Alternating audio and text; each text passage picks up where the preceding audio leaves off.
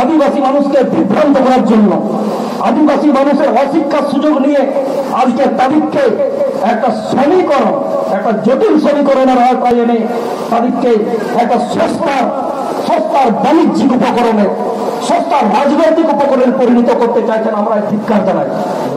কেন মনে নেই আজকে এই এলাকার আমাদের অনেক সভাষিত আদিবাসী গৌরবী আছেন।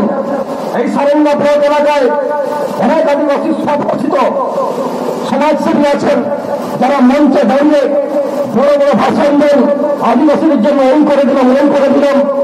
আজকে বড় বড় উৎসব অনুষ্ঠানের মঞ্চে দাঁড়িয়ে আদিবাসীদের উন্নয়নের গান গল্প শোনান। আপনারা দয়া করে এই সারেঙ্গা ব্লক এলাকার জায়গায় জায়গায় আদিবাসীরা কোথায় বঞ্চিত হচ্ছে তার খবরটাও রাখবেন।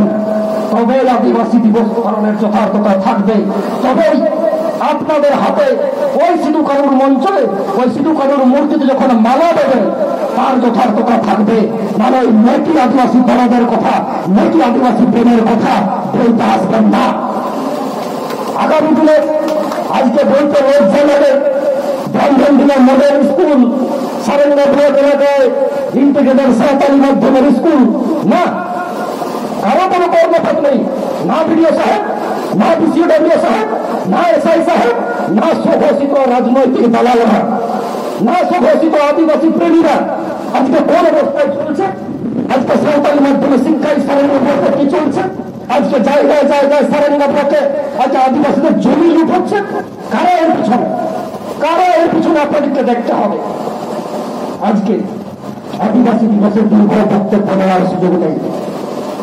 তবে যে কথাটা না বললেই নয়, এখানে আমার সম্মানীয় পুলিশ অফিসার কাউকে দেখতে পাচ্ছি না।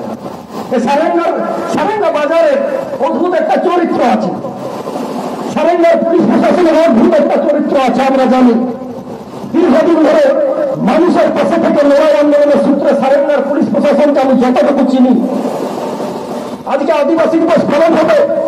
আজ দিন 15 আগের থেকে আমাদের যারা ভাইরা, আমাদের অর্গানাইজেশনকে থানায় ডাকা হচ্ছে, তোমাদের এই করা চলবে না, ওই করা চলবে না। অথচ আজকে যে কালীমঞ্চের সামনে কোন পুলিশ অফিসারকে আমি দেখতে পাচ্ছি না। দুর্ভাগ্য